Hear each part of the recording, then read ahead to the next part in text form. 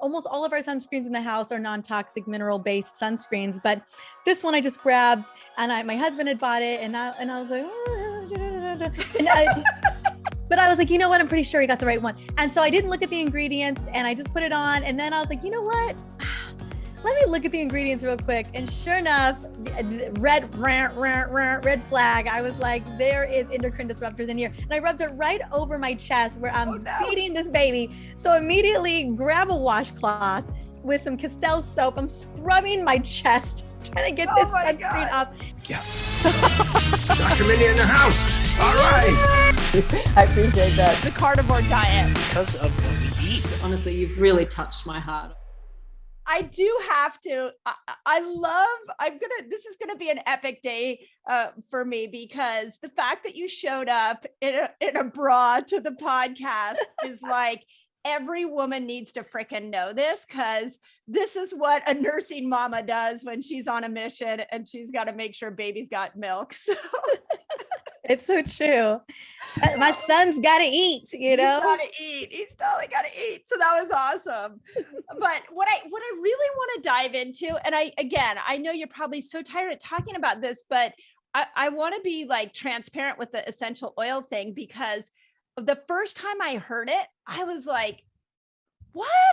Like, you're going to rub something on your third eye and all of a sudden you got intuition, and I'm going to rub something on my neck and I'm going to feel better. Like, I literally thought it's a bunch of malarkey. I was like, yeah, I'm like, hell no. And I remember telling a friend, like, you go study it, come back, tell me what you think. So can we start off by helping me understand, because it's stuck around for a long time, there has to be something to it. Why do essential oils work? Yes. Yeah. Why do literally millions upon millions of people use essential oils around the world? And more so, and even, clearly the US has taken off by storm, but more so like in Europe and Canada, Australia, all over, South America. It's just really fascinating. They were in Asia for so long. And so, and I think the reason why they became so popular is that women really were ready to become the CEO of their health again. I remember growing up when I was a young girl, 80s and 90s, we had co-opted our doctors and we had outsourced healthcare to our doctors for everything and anything. I remember going to the doctor all the time, way more than one should have to. And it's just because it's as if they had stripped away our knowing, our intuition. And then you're like, well, you're a woman, you don't know nothing. Like, that it just kind of got beaten into us for over years. And I think finally someone was like, we've been knowing, there are a lot of things that we can do in our own home. There's a lot of different natural remedies that we can use and leverage. And when I think about a lot of the ways in which we heal, like how we heal, what we use to heal, plant medicine, like plants, whether it is kale and arugula or broccoli or berries, or it is holy basil, ashwagandha, rhodiola, whatever. Like, we think about all the plants, all the medicinal uses of plants and how they really serve and support our bodies on a cellular level. It's not that big of a leap to imagine that plants are making other secondary metabolites for their own protection, for their own vitality, and that we can leverage that that intelligence or that chemistry for our own good as well. And so I think that's really what it comes down to, is that we had this research, we had been doing this for a while.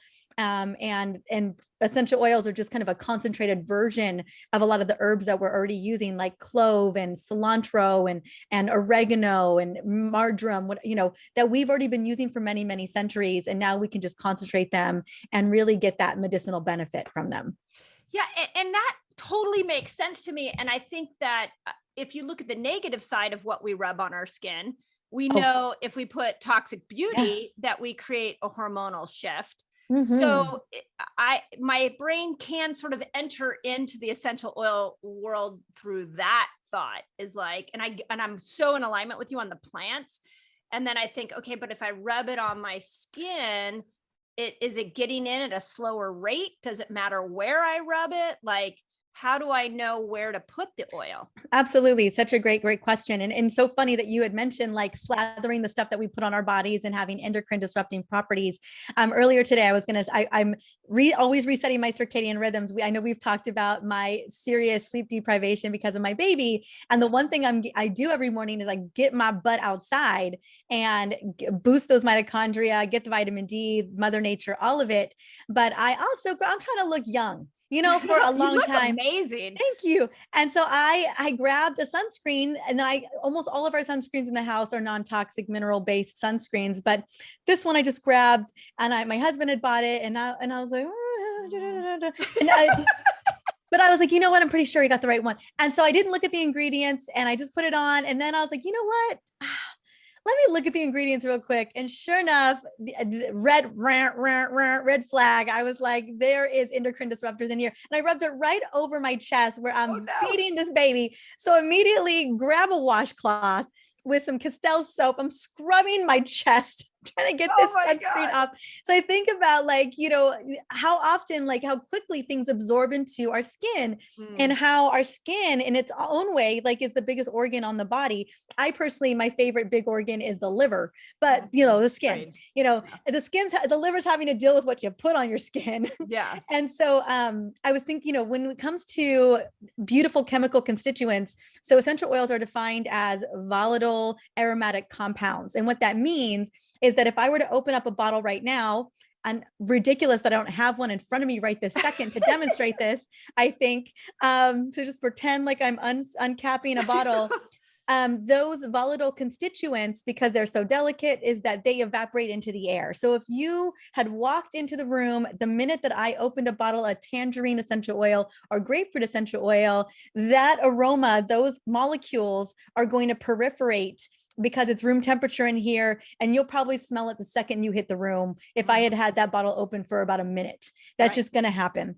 And so those volatile chemicals, they go straight into the mitral cells of our olfactory bulb, which is cranial nerve number 1. And what we know about our sense of smell, just talking about one of the 3 ways to use them, aromatic, is that our sense of smell is literally directly connected to our limbic system, our reptilian brain, our fight or flight, stranger danger brain, because our sense of smell is connected to survival. We can smell, I can smell a poopy diaper from a mile away now. You know what I'm saying? I can smell a fire. I walked by a house today. I could kind of smell some natural gas. I'm like, huh, what's that? And so we're tuned to picking those things up. Your amygdala is like, is that something I need to be worried about?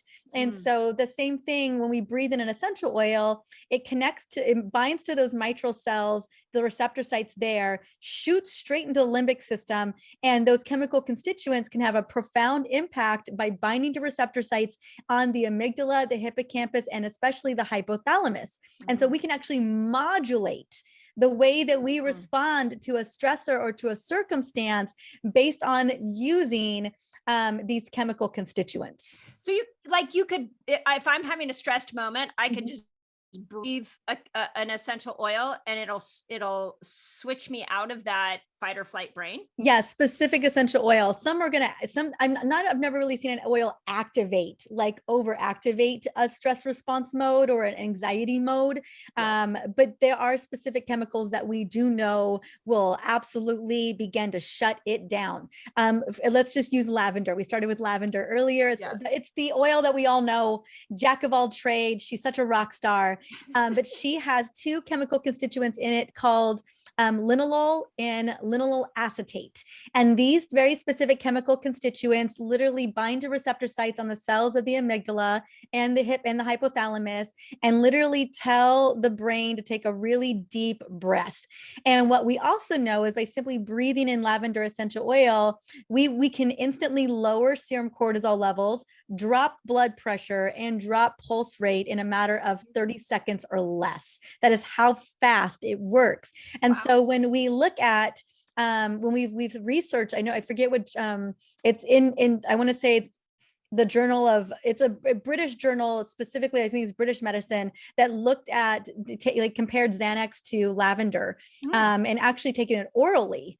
And they have found that lavender oil is just as effective, if not more effective, at lowering anxiety levels in patients who are having anxiety attacks. And so when you look in Europe, the first recommendation that they're going to give if they know you're having anxiety is they're going to give you kind of oral little tablets of lavender essential oil well before they ever get to the Xanax or any of the SSRIs or anti-anxiety medications. That's crazy. That's crazy. And I was reminded of the meme of the menopausal woman who's like covered in lavender. I don't know if you've seen that. She's yes, like lavender, like leaves or lavender. Like, yes. She's like, I'm having a rough day, and she's like buried in lavender. So there might be something to that. I'm actually thinking maybe now I need to plant some lavender in my backyard and like roll around it in a little bit. It smells so good. We have lavender. I love the way that lavender looks. Lavender. It's so pretty. Reminds me of like a French garden. Right. And so I do love it. But yeah, the oil itself is just so much more potent. So you need very little to get the job done. And so I always recommend diluting them with fractionated coconut oil. My Kingston had a fever last Wednesday for the first time. Oh gosh, how'd you do? And so I know as a doctor, I know that fevers are good. Yeah. I'm not trying to kill the fever, but it got up to 102. I was freaking out a little bit. I would have liked it around 99. 99 would feel really good. Did you try to tell his body? I was like, take it down 3 degrees. Yeah. He was not lethargic. He was actually quite happy, jovial, very sweet, but he was going through it. So one moment he would be giggling, next moment he would be sad and just giggle sad. And it was adorable, but it was heart-wrenching at the same time. So I was like, all right, get out the oils. I wrote a book called The Smart Mom's Guide to Essential Oils. My husband finds it in the house. He's pulling recipes. Your own book out. And I have a little fever blend for young kids and babies. I usually recommend oils 6 months and older, although it's your discretion. Like mamas use them at 3 months and older, but when you write a book, you have to be conservative about your stance on things. Yeah. And so 6 months in Kingston, it was literally a 6-month birthday that day. And so I was like, well, let's do it. Yeah. And so we made up a little roller. It was 1 drop of lavender in a 10 ml roller, 2 teaspoons, and 1 drop of spearmint. And we just applied it to his little feet, and we gave him little lukewarm baths, was a little bit of it. And sure enough, we were able to get that fever down to like 90, 99, 98. And so it's just so nice to be able to leverage that medicine, or, the medicinal properties of that, and do it in a really just safe and, just a safe and very nourishing and loving kind of way. So it just really felt good that we can lean on that. And then I have my best friend as a pediatrician. I have her on speed dial. I've got great health insurance. I can get the baby a doctor's appointment immediately. Yeah. You know what I'm saying? And so I think having these types of, I know we're talking about women and hormones, but just an example of like watching that cool him down was really profound. Yeah. And I want to go back to something you said before, because I think this is a really key point, is that other countries are using things like essential oil. I mean, I find this with fasting too. Like they're not scared to recommend something natural before something chemical based. Why do you think here in America we don't do that? You're funny. Dr. Mariza, you got that. Look at you trying to get me controversial. It's called money. And yeah, I mean, I think there's a lot of, moving parts when it comes to our medical system, whether it's health insurance and the pharmaceutical companies. And I think and I think we played a role too. I think we've been asking like, magic pill me up, baby. That's the thing that's going to fix me, that pill, that Ambien or that, Wellbutrin or whatever, that cholesterol medication, whatever that may be. And so we've definitely been involved in that conversation. We have asked for those types of things. And you and I both know that health and being healthy, it's a continuum. It's a journey. We're always on it. Yep. And it takes work. Yep. It takes dedication. It takes knowledge, and you got to put in the work to really be healthy, especially in this modern world.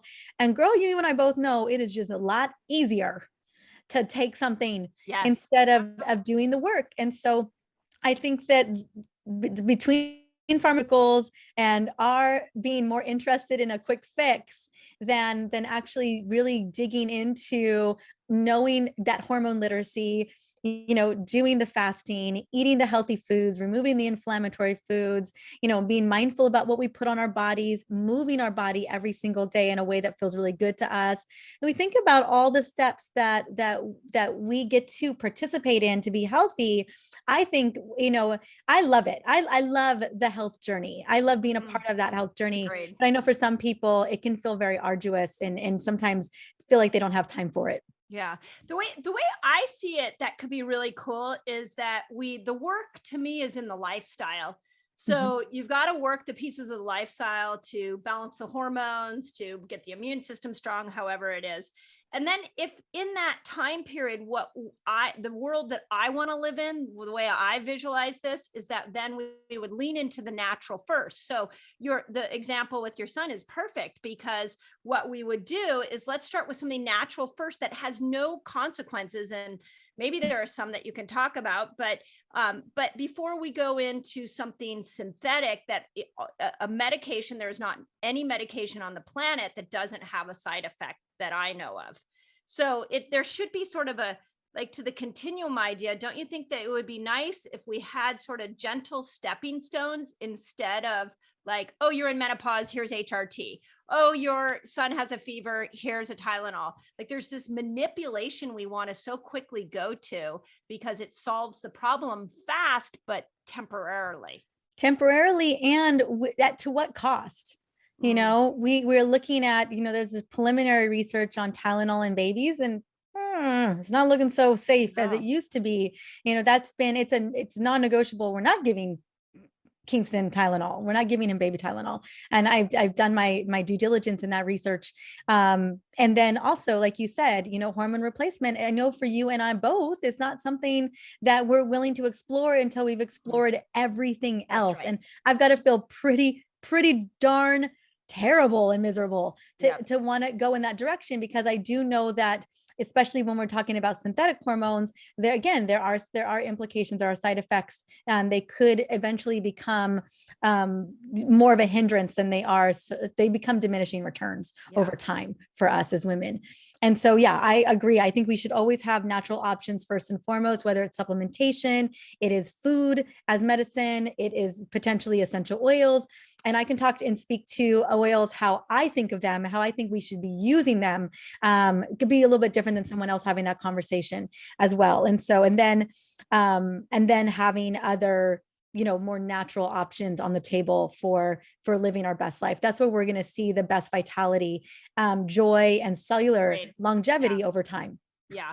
So, and I want you to speak to that specifically to perimenopause and menopause in a moment, but let's go back to, because this is just sort of a selfish question. I'm curious. So we can breathe the oils in. Yes. You talked about rubbing it on the feet. Is that what's the next best place to put our oils? So, especially for babies. I mean, a fever is a systemic thing. Okay. So, I mean, spine is a great place too, central nervous system, right? Okay. But so feet and spine are just great, non-invasive, really nourishing, like nice places to put. Like if someone rubs your back and then puts a little oil on. Yep. Hell yes. You know what I'm saying? And so I always say, when it comes to oils topical, and I use oils topically all the time, when it comes to oils topically, the area of concern is the best place. So if you got a tummy ache, don't put them on your knee. If you got a neck ache, don't put them on your low back. You know what I'm saying? Like, and so I have chronic neck problems. I am honestly in a state of, we were in a car accident with Kingston when he was 2 months old. And I'm still reeling from that accident because my neck didn't need any more trauma to it.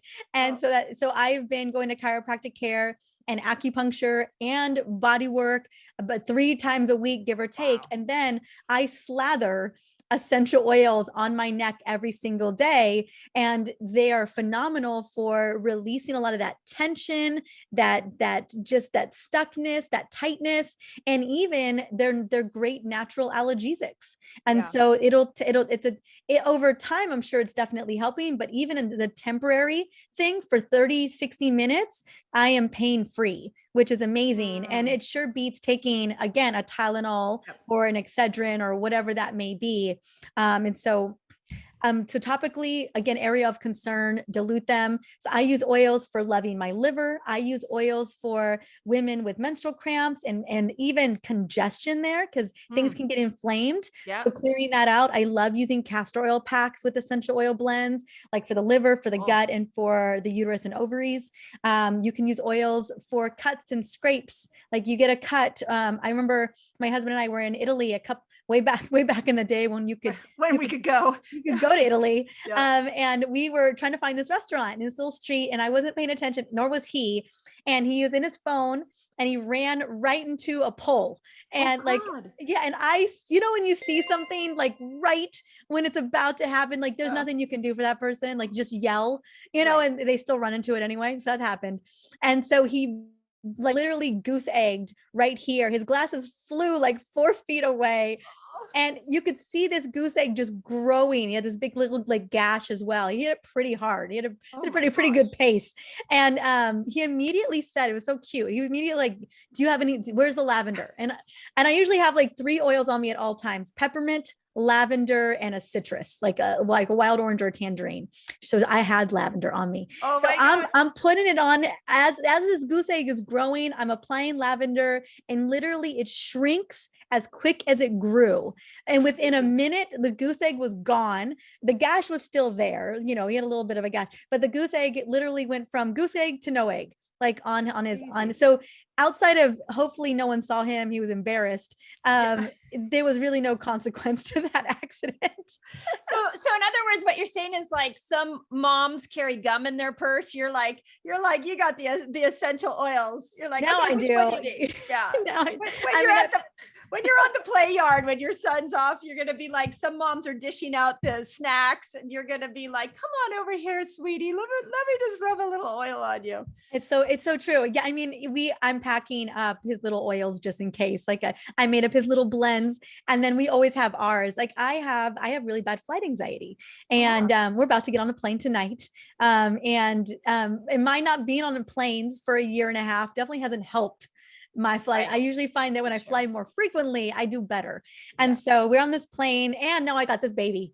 So I'm like, more, I can feel that. So I have oils specifically for my flight anxiety, and it can take me from 100 down to like a 20. And I'll never not pack essential oils with me on a plane, because they are such a major part of me getting that under control. Do you put it on your third eye? What do you do? No, I just roll because I want it. The amygdala is what's firing, right? Okay. So I want it in the brain. And so I'm just smelling it. So I usually put it in my palms. I roll it on my palms and just breathe it in and just do some really deep belly breaths. I do a longer exhale, because I know that exhaling longer is what tells the body to relax. Yeah. And what oil do you use for anxiety other than lavender? I have a blend that I make up, and it's on the floor. I accidentally tossed it. I was using it this morning. I had a little moment. Your shirt. Yeah, exactly. That's what happened. It is a combination of, it is tangerine, probably one of my favorite oils. Citrus is the same thing. So there's a little bit of lavender in there as well. There's like 5 drops of tangerine, lavender, jasmine, and magnolia. And it's a sexy scent. I ain't gonna lie, it's super sexy. And it also manages my flight anxiety. Topped it off with fractionated coconut oil. And it just smells, and it's in this gorgeous bottle. It's in this beautiful ombre pink and red and orange bottle. So just me grabbing it out of a bag or grabbing it off my table immediately tells my body, girl, we're going to chill out, and so it just relaxes me. I also have my inner child trauma of urgence. Like I'm a very urgent person, very impatient, very urgent. I am the queen of action and urgency. My husband's like, so sounds like me. Yeah. This is why we like each other. We just get shit done. I get shit done. That's what I was like. I'm like, Alex, I don't know if you know this about me. He's like, let me guess. You get shit done. I'm just like, and so he's in the bathroom. It's like 5 minutes before a podcast interview before this one. And my husband, he's last minute everything. And I know he's going to leave. Like he's going to leave when I literally click the button, but I got to keep telling him to leave, you know? Right. And so I can't get into my zone to show up with the intention and the grounding that I want. Cause I'm worried about this man who won't get out of the bathroom because this is in our bedroom. Right. And he's like, has a shirt off and everything. And I'm like, talking about me showing up with a bra. I was gonna say, so that's why you came on the podcast with a bra. Exactly. So I'm like, could you just get out? And so, and like I said, you know what? I said, I don't know if you noticed, but I get pretty anxious when you're still in here and I'm 2 minutes away from go time. All the time you do this to me. And it's like, I think I'm going to do a podcast interview and you intentionally stay in here. Oh my and gosh. so I feel myself I feel myself like I feel the cortisol coursing and I'm like, I got to get centered for this interview. He leaves literally on the dot. He doesn't leave until 10 o'clock in the morning. And it's right when the interview. So I grab this oil blend and I apply it and I'm doing my breath work for 30 seconds before I get on this interview so I can calm that system down. And so that's how like you start to notice your signs. You start to notice how it feels like you're kind of get. For me, I get super snippy, snappy, and I'll say like, I got to get on this. Like when I start saying I gotta and I start firing off those types of commands, then I know I've fired up the stress response system. Yeah. And that's me all the time, be honest with you. Right. You actually need to do, I interviewed Dr. Ben Lynch on genes. Oh, yes. And he ran a gene profile on me and he's like, so it looks like you make dopamine very, very quickly. And Jessica's in the other room just laughing so hard. I'm like, yeah, I'm easily excitable. And he goes, but you don't get rid of dopamine very well. And I'm like, oh yeah, I can't calm myself down. So that it was like really interesting to know and probably yourself is important. Probably cortisol. Like I always have a lot of total cortisol or free cortisol. Like I crank it, but I can't metabolize it very fast. We've seen that in all of my Dutch tests over and over and over again. And I'm like, will I ever get this under control? Oh my gosh. I don't think so. Oh my gosh. And is there a blend that you can rub on your husband to get him to move a little faster? Man, I wish I have not figured out that blend just yet at all. And he's a night owl. So he's in sleeping in and I get it. He was doing a lot of important things for us, for the family last night, late into the night. And so, he wanted to sleep in, but I'm like, could you just like 5 minutes earlier, just get out. Yeah. And I get like, maybe one day we'll have a place where I just have a podcast studio that's not connected to our bathroom. Maybe someday that you'll have arrived when that happens. Yes. So that's awesome. So, okay. So again, what I'm thinking, I think the anxiety piece, every menopausal woman resonates with that.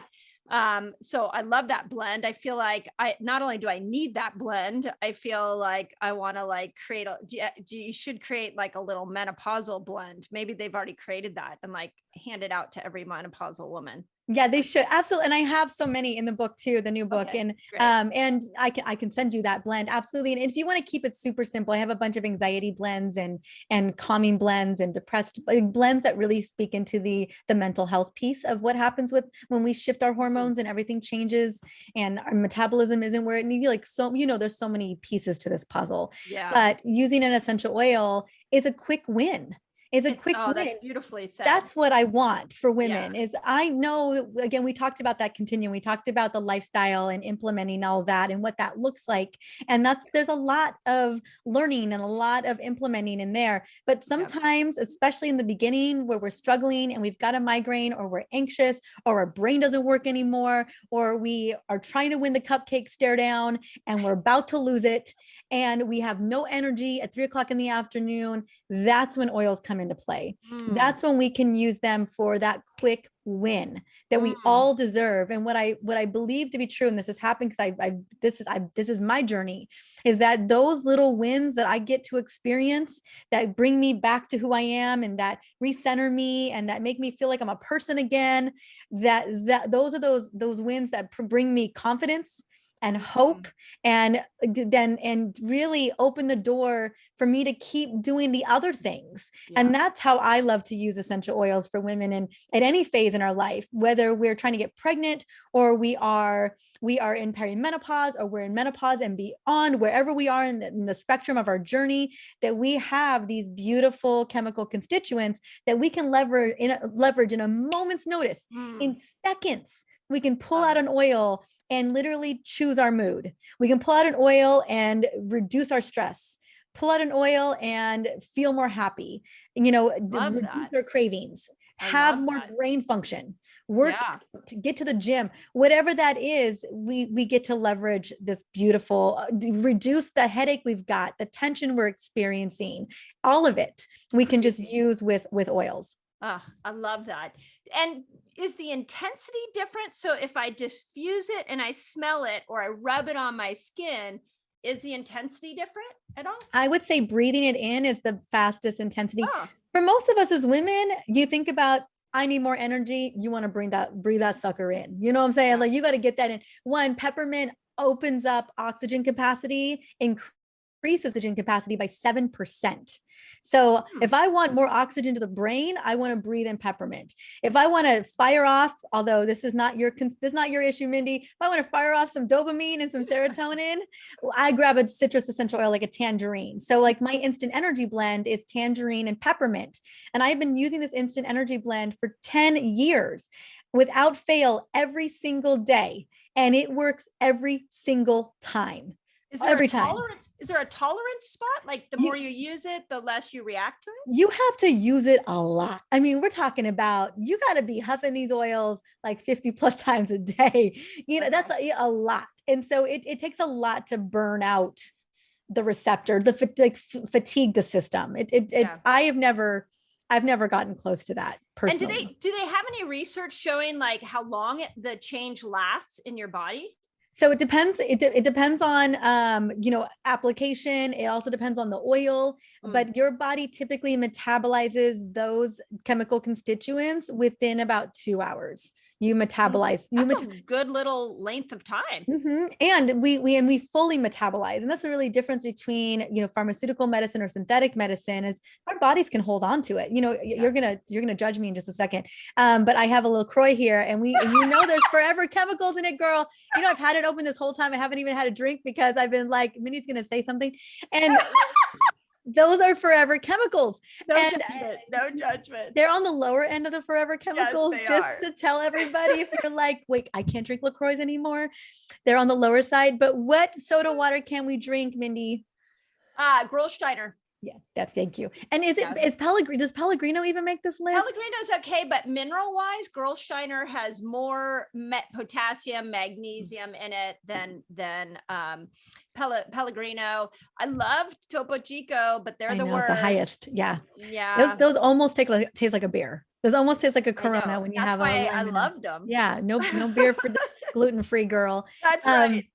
So forever chemicals. So you drink this and your body is like, I don't know what to do with this. I don't know what to do with these little teeny chemicals. And so you end up storing them. And so that's what happens a lot with some of our medicine, is we end up if we can't get rid of it, we end up storing it. But with essential oils, your body is quick to metabolize them through. And so it is. So let's say you're fighting something. I woke up this morning because I'm girl, I ain't gonna lie, sleep deprivation is we all, if you are experiencing it, any of you listening, it is real. It is a you and I have talked about this. Like, you're crazy. You're a perimenopausal, and he's what, 2? He's 6 months. 6 months. Oh my gosh. Shows you what Yes. Yes. And so I have burned myself out and still got sleep. Like, you know what I'm saying? I had never had a sleep problem. I've had a burnout problem, but I hadn't had a sleep problem. Now I have a sleep problem. And it's not for the lack of wanting to sleep. No. And so what I've noticed, I know for a fact, because we both know this as practitioners, you don't sleep, your immune system is like, kiss my ass.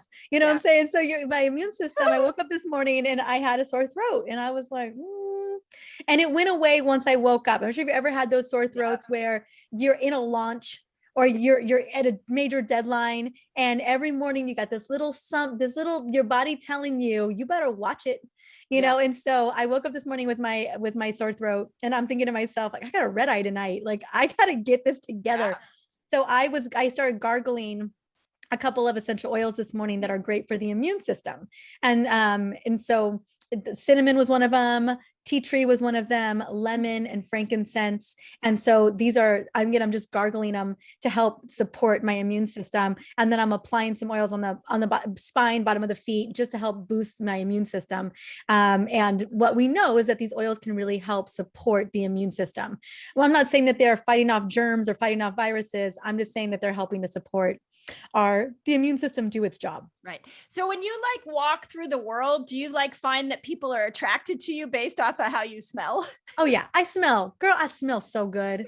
I smell so good. Like I've had people smell me so many times in like the last decade. Like, and usually because I wear some really sexy essential oils too, though. Like I wear Jasmine. Jasmine is like follow you through the airport. Yeah. I'm cranking the sexy oils, Jasmine, rose, neroli. And so Jasmine's the oil of self-confidence, but it's like intoxicating. My husband, anytime Alex smells Jasmine on me, he's like, oh my goodness, just loses his business. So and then rose is just, I think we all just love that beautiful scent. And so I tend to wear oils that I'm really connected to, but that I think just smell like I'll be honest with you. I don't even own patchouli. I do not own it. I've never worn it. I've never used it. So for being an essential oil researcher, if you came to my house, you will not find patchouli anywhere. Yeah, good. But have I worn some oils like at night before going to bed to boost my immune system or whatever? And they're not the best smelling. Like, oregano is phenomenal for so many things. I call it the obliterator. But let me tell you, no one's sexy smelling like pizza. Nobody. Yeah. You're only making people hungry around. Yeah, exactly. And so what if somebody hates the smell? So I'll give you an example. I love the smell of On Guard. Like I could like rub that all over myself, and I often do. And then I get in the car with my son and my husband, and they're like, what did you just put on? That's horrible. And I've been asked to not have it on when they're around. They both hate that. I know. I'm like, you guys, it's like Thanksgiving and Christmas. It is. It's like Christmas. I just put some, it's actually in my coffee right now because it's in my coffee. It's what I was wearing On Guard. And so I was gargling with On Guard this morning too, because I cannot tell you, On Guard has probably gotten rid of 50 plus sore throats in the last decade, like guaranteed. It's my go-to, no, they can kiss your butt is what they can do. That's how I feel about it. It's like I remember my grandmother was complaining about frankincense. Closet. Like I'm in the closet rubbing it on me. But go ahead. Your mom. Go ahead. And my grandma's like, I don't like the way this smells. I don't like the way. My mom's like, I don't care if you don't like the way it smells to her mother. She's like, you just do it because it's good for you. And so, I mean, I think especially with the guys, like they're going to have an immune system that they need to boost. Yeah. And thankful for you for being there to save the day. Thank you. I will tell them that. Yeah. I'll let them know. Let's talk a little bit about anxiety. I want to go back to that because, of course, as I'm listening to you talk, I'm like, oh my gosh, for menopausal women, now I get why you wrote a book on essential oils and menopause, because we need a quick win. Yes. So, and there are other things we can do with our mind when we feel like we've been hijacked or that our brain has been hijacked. So, talk about oils that you are specific to women going through perimenopause and menopause. Our progesterone's low. We have that. I always call it like the body anxiety. Like I can't relax my body. My amygdala is spinning out of control. What can I do oil wise? And then you have some really great movement ideas and hacks for mindset that help you shift out of that place. Absolutely. I would say that the average woman, and especially in our 40s into our 50s, we are firing off that stress, that survival mode, that stress response mode, probably 25 plus times a day. I would say that most of us have no idea. We don't even know. When I was in my 20s, I honestly, I thought it was my slight edge. I thought firing off, I thought that nervous energy, which was cortisol, was literally how I was going to kick someone's butt. You know what I'm saying? Like if I was trying to do whatever the project was, like that was my stamina, that I would like kick that into high gear and be like, leverage it, until I had severe chronic fatigue, right? Like on the other side of that. And so I think a lot of women do mistaken what that is for a little something, a little extra energy, you know, and we don't even realize it. Like it's so, you know, the more that we become more aware and we can be an observer of ourselves, you know, as I watched myself get into that mode with my husband in the morning, I was like, oh, I know what's happening with me right this second. And, but a lot of us don't know. So I want to just point out some ways that we can know, that we can like increase our vagal tone so that we respond differently later on, like over time. But things to look out for is you're talking very fast. And it's very like, I got to do this. I got to do that. I'm running late. Like you find yourself in kind of like a trauma spiral where you're not solving the problem, but you're just in your head. 2, your breath is shallow. 3, everything's tight.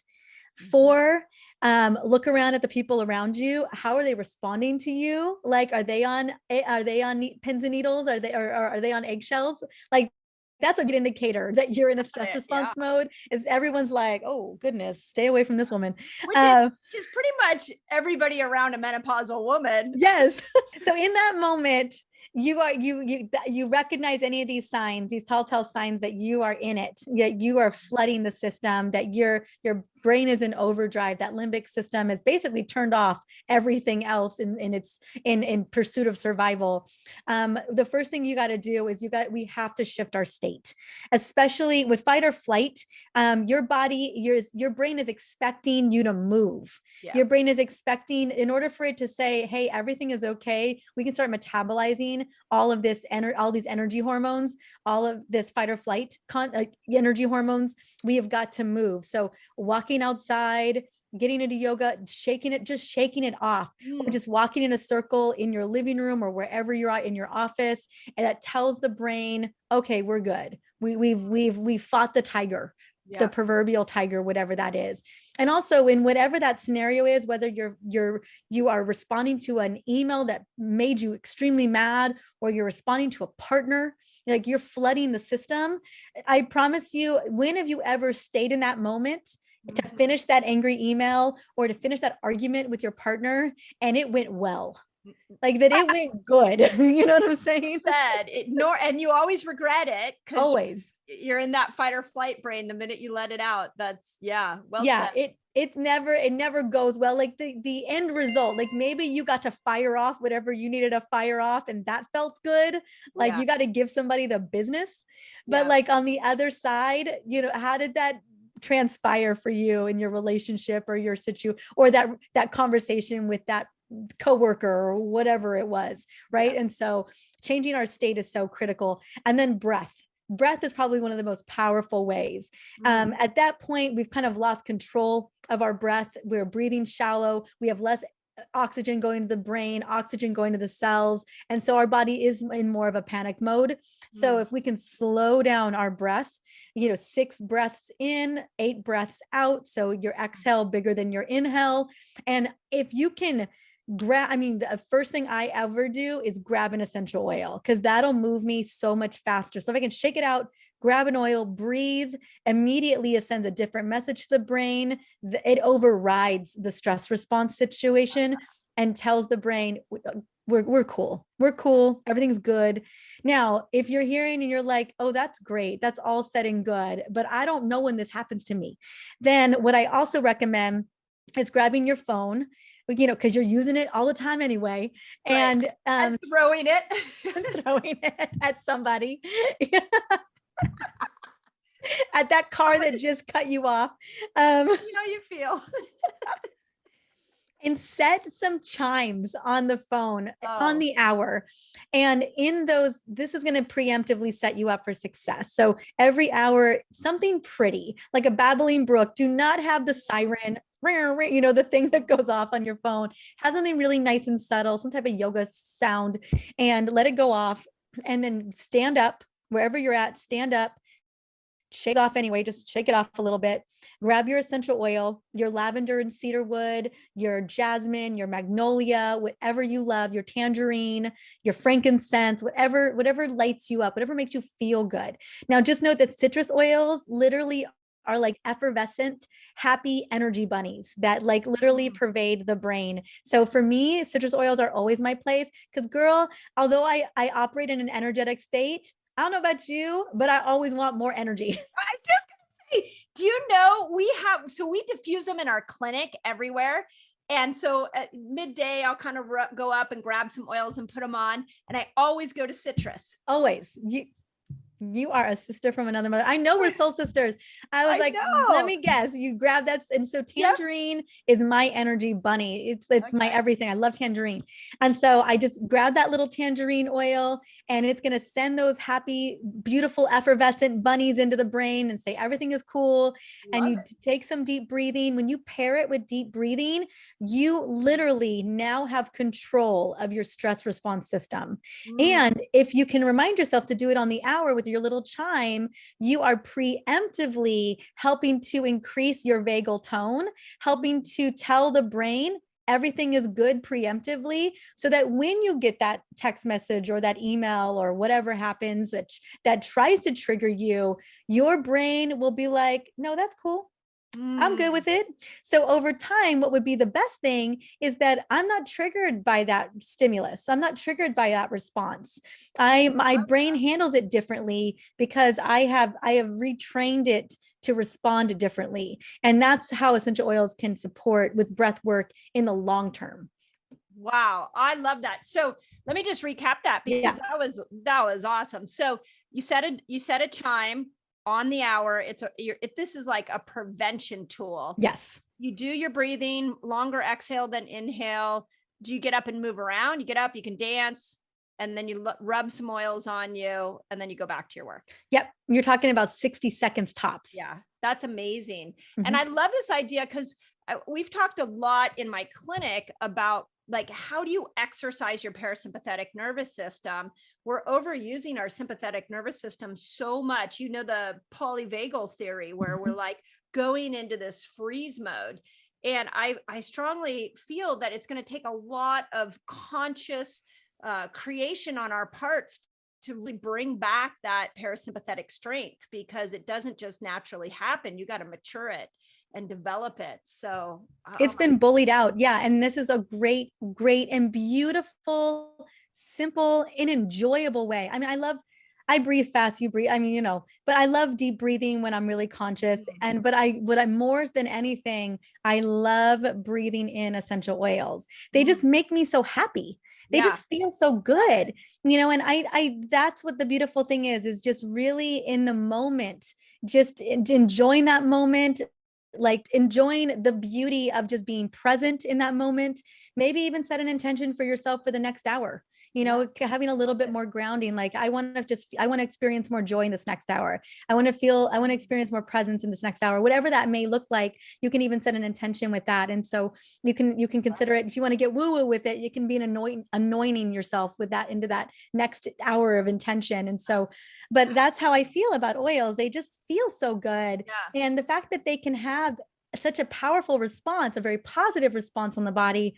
I rarely ever encountered an oil or I've shared essential oils with millions and millions of women around the world.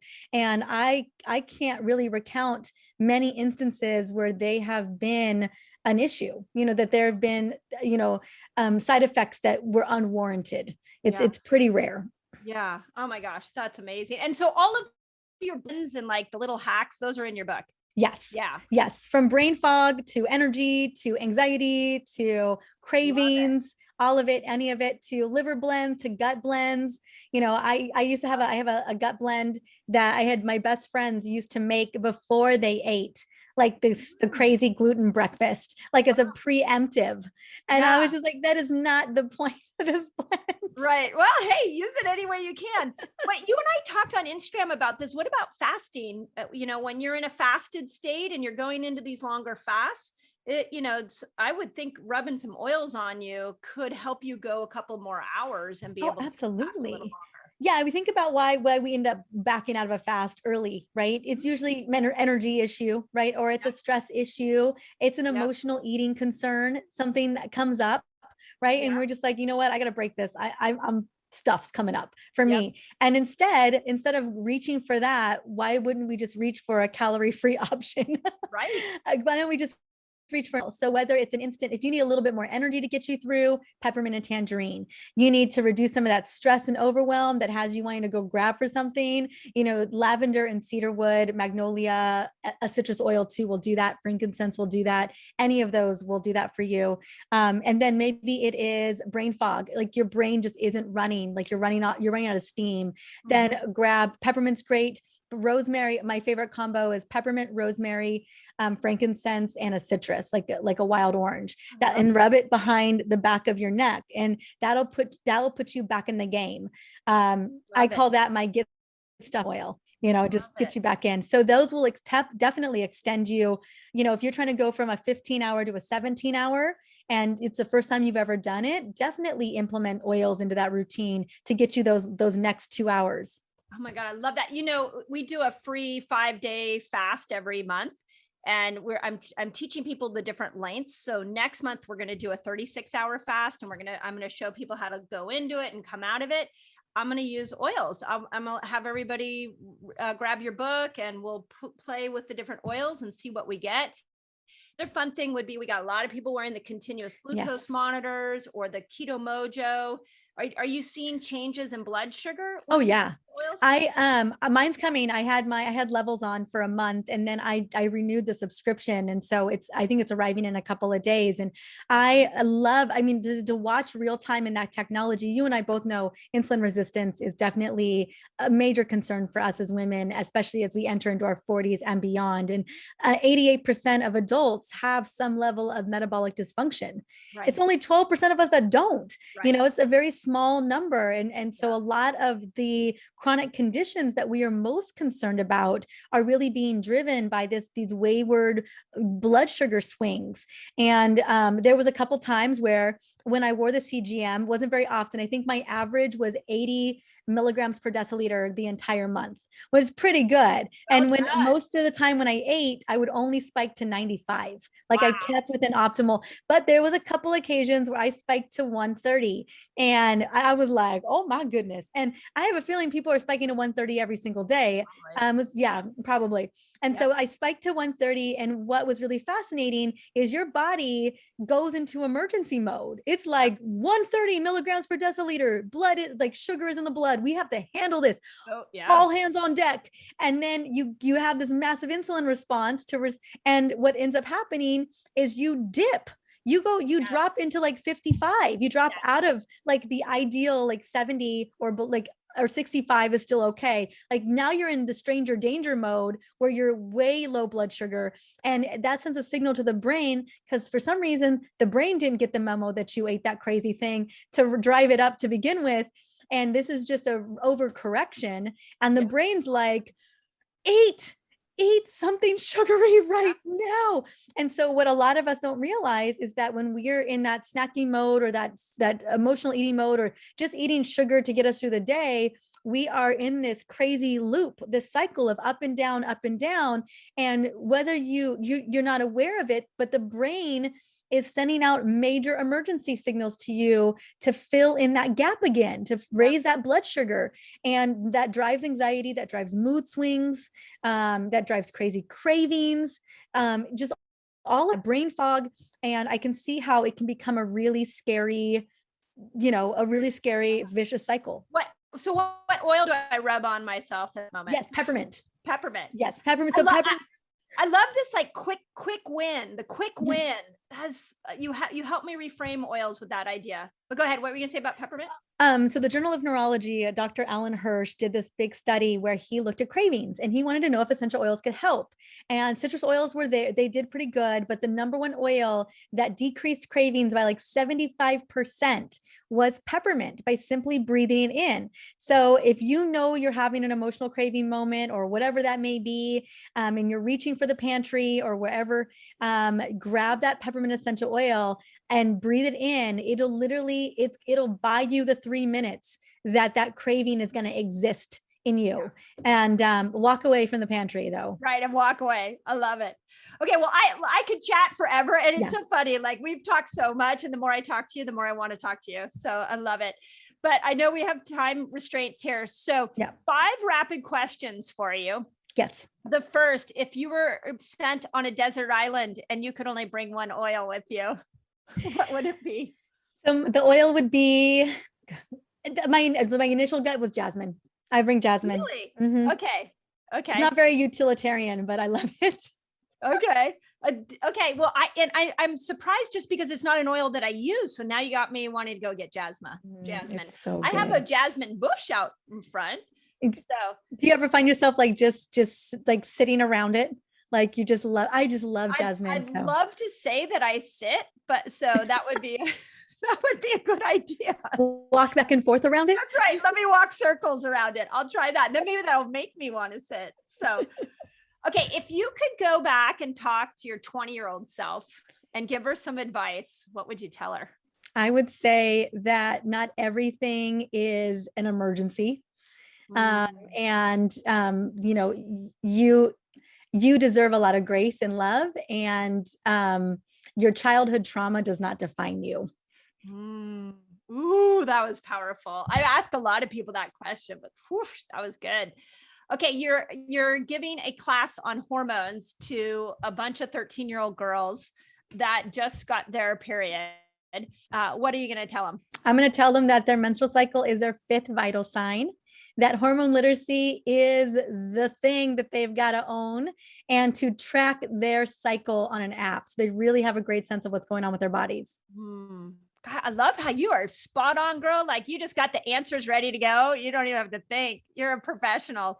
So, okay. And then what hormone book, or it could be a mindset book, like what book has really dramatically changed how you've approached your own hormonal health? Absolutely. The number one book that I'm reading that's really having a massive change on me is by Dr. Nicola Perla, Do the Work. Yeah. I think a lot of our hormone issues are actually trauma, the root causes, like other root causes.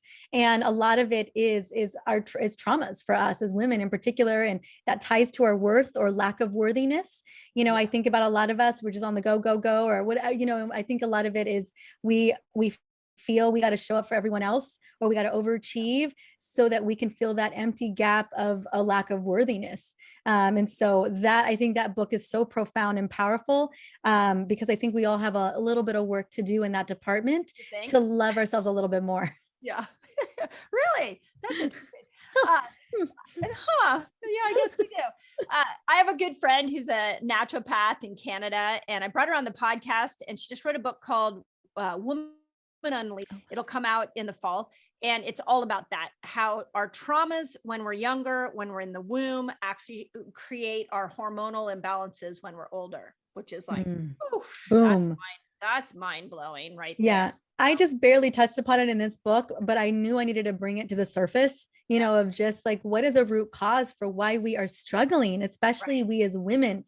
And, cause we're already natural caretakers, and we could overdo it. We can really step into a lot of that, and it can feel like chaos for us. And we are just like, but we have to do this thing because we were told we had to, and that's how I show up in the world.